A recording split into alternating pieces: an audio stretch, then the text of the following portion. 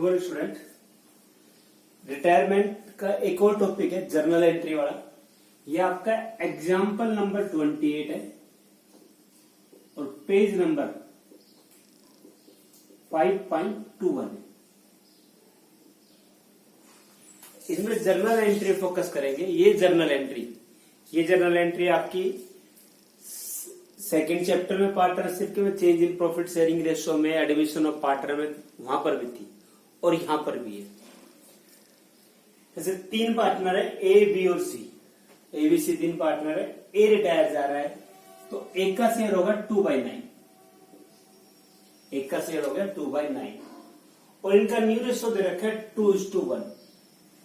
देखो old ratio है, new ratio है, तो गेनिंग रेशो निकाल लेंगे। बट गेनिंग रेशो कैलकुलेट केवल दो ही कंडीशन में करना है। या तो क्वेश्चन में गुडविल के लिए बोल रखा हो कि गुडविल के लिए आपको एंट्री करनी है, या साफ साफ बोल रखा हो कैलकुलेट गेनिंग रेशो। अब इस क्वेश्चन में अगर हम देखेंगे ना तो ये गुडविल के लिए बोल रखा है, ना ही गेनिंग रेशो कैलकुलेट करने के लिए बोल रखा है, तो यहां गेनिंग रेशो निकालने की जरूरत नहीं है। अब जर्नल एंट्री करनी है। प्रॉफिट एंड लॉस का डेबिट बैलेंस है। प्रॉफिट एंड लॉस का डेबिट बैलेंस आपके लिए लॉस हो गया। एम्प्लॉय प्रोविडेंट फंड है। देखो इसमें ध्यान रखना, कंफ्यूज मत होना। प्रोविडेंट फंड ये लाइबिलिटीज है, ये वर्कर का पैसा। जैसे क्रेडिटर्स का ट्रीटमेंट होता है ना, वैसी हमारी लाइबिलिटीज है। ये पार्टनर्स के अंदर डिस्ट्रीब्यूट नहीं होगा, ये हमारी लाइबिलिटी है। वर्कमैन कंपनसेशन रिजर्व, वर्कर के लिए रिजर्व बना है। अगर कोई क्लेम नहीं है, कोई इंफॉर्मेशन नहीं है, सारा पार्टनर में डिस्ट्रीब्यूट हो जाएगा। और जर्नल रिजर्व है 1,20,000। तो एंट्री करने के सिंपल सा तरीका था, अगर कैपिटल इंक्रीज हो रही है तो कैपिटल को क्रेडिट कर दो, और कैपिटल डिक्रीज हो रही है तो कैपिटल को डेबिट कर दो। प्रॉफिट है, रिजर्व है, इनसे कैपिटल बढ़ जाती है तो कैपिटल को क्रेडिट कर दो, लॉस से कैपिटल कम हो जाती है, इनको डेबिट कर दो। और ध्यान रखना, देखो ये सब रिटायरमेंट से पहले है, तो ये सब डिस्ट्रीब्यूट होगा ऑल पार्टनर में, ए में, बी में और सी में। एक पॉइंट है 20% of the general reserve is to be transfer to investment fluctuate reserve. General reserve का 25% आपने एक दूसरे रिजर्व में ट्रांसफर करना है। अब देखो जर्नल एंट्री, ऊपर हेडिंग आ गई जर्नल ऑफ, जिसकी बुक में कर रहे हो आप, date, particulars, LF, amount, debit and credit.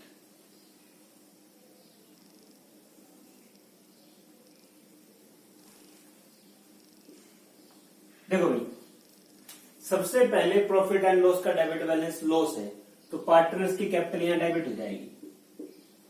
Entry बढ़ेगी, A capital account debit, B capital account debit, C's capital account debit to profit and loss account, loss transfer to all partner in old ratio. Loss कितना है? 72,000 है और ratio है 2:3:4, 2/9, 3/9, 4/9। 9 से divide करेंगे 8, 16,000, ये आ गया 24,000 और ये 32,000। 72 का 2/9 16, 3/9 24 और 4/9 32। ये लॉस बार दिया। एम्प्लॉय प्रोविडेंट फंड, रिपीट कर रहा हूं, किसी भी चैप्टर के अंदर सेम ट्रीटमेंट है जो क्रेडिटर्स का होता है, लायबिलिटी है, पार्टनर में डिस्ट्रीब्यूट नहीं होगा। वर्कमैन कंपनसेशन रिजर्व, कोई क्लेम नहीं है, सारा पार्टनर में बांट दो। Workman compensation reserve account debit to A capital account, to B capital account, to C capital account. Workman compensation reserve transfer to old partner in old ratio. देखो भाई 45,000 है, 45 का 2/9 3/9, 2/9 करोगे 10,000, 3/9 करोगे 15,000, 4/9 करोगे 20,000। ये हमने वर्कमैन कंपनसेशन रिजर्व डिस्ट्रीब्यूट कर दिया पहले दोनों एंट्री के लिए। अब देखो जनरल रिजर्व है 1,20,000, 25% जनरल रिजर्व में जाएगा। अब 1,20,000 का अब 25% निकालो, 30,000 आ गया। 30,000 ट्रांसफर होगा इन्वेस्टमेंट फ्लैक्चुएशन रिजर्व में और बाकी आपका डिवाइड होगा पार्टनर्स में। तो यहां एंट्री बनेगी general reserve account debit 1,20,000 to investment fluctuation reserve account 30,000, 1/4 गया 25%। बाकी to A capital account, to B's capital account, to C's capital account.